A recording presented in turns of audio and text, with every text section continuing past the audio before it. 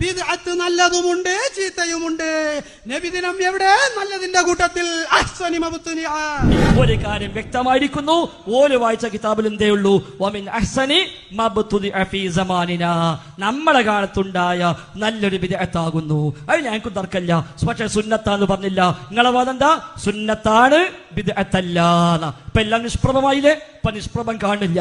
അപ്പൊ അതാ പറഞ്ഞത്, ഇനി ഈ ബിദ്അത്തിന്റെ പിന്നാലെ പോകല്ലേ, ഒരു വാശിക്ക് നിൽക്കല്ലേ. നമ്മൾ നല്ലേക്ക് പറയാം, നിങ്ങൾ ചീത്ത ഞങ്ങളില്ല, ആക്ഷേപിക്കാൻ ഞങ്ങളില്ല, ഞങ്ങൾ ഒന്നും പറയണില്ല. പക്ഷെ നിങ്ങൾ ഈ വിധേയത്തിൽ നിന്ന് മുക്തമാവി, നല്ല വിധേയത്തിൽ നല്ല വിധേയത്തിൽ പറഞ്ഞിട്ട് നിങ്ങൾ എന്താ നല്ല വിധേയാകുന്നത്? നിങ്ങൾ സുന്നത്തിലേക്ക് മടങ്ങി. ഞങ്ങൾ പറയുന്ന ഒരൊറ്റ വിധേയത്വം വേണ്ടാണ്, ഒറ്റ വിധേയത്വം വേണ്ട. അതുകൊണ്ടാണ് നിഅമത്തിന് ബിദ്അത്തു ഹാദി എന്ന് പറഞ്ഞ ഉമർ ഖത്താബ് പോലും നബിദിനം ആഘോഷിച്ചില്ല. അതേപോലെ അത് ഉദ്ധരിച്ച ഇമാം ബുഖാരി നബിദിനം ആഘോഷിച്ചില്ല. അതുകൊണ്ട് സുന്നത്തിലേക്ക് മടങ്ങുക. ആരും പറഞ്ഞു ഇമാം ഷാഫി റളിയല്ലാഹു അൻഹു ബിദ്അത്ത് രണ്ടെണ്ണമുണ്ട്, ഒന്ന് നല്ല ബിദ്അത്ത്, ചീത്ത ബിദ്അത്ത്.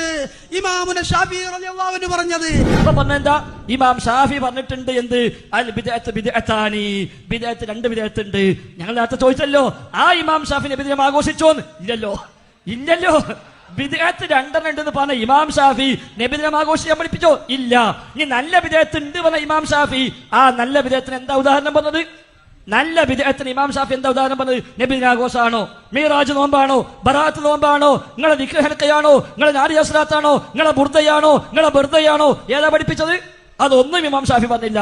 ഇമാം ഷാഫി നല്ല വിധത്തിൽ ഉദാഹരണം പറഞ്ഞോ? മദ്രസ ഉണ്ടാക്കൽ, പള്ളി ഉണ്ടാക്കൽ, നഹ്വ് പഠിക്കൽ, ഫിഖ്ഹ് പഠിക്കൽ, അതാ നല്ല വിധത്തിൽ ഉദാഹരണം പറഞ്ഞത്. അല്ല ദീനിന് പുതിയ ആചാരം ഉണ്ടാക്കാനല്ല, ദീനിനൊരു ആചാരം ഉണ്ടാക്കാനല്ല ഇമാം ഷാഫി കൊണ്ടുവന്നത്. ഇമാം ഷാഫിയുടെ നിർവചനം ആദ്യം പഠിക്കി. ഇമാം ഷാഫി വിദേഹത്തെ നിർവചനം ആദ്യം പഠിക്കി. ഇമാം ഷാഫിന്റെ നിർവചനം പഠിക്കുമ്പോ അപ്പന്ന വാക്കിന് അർത്ഥം മനസ്സിലാകും.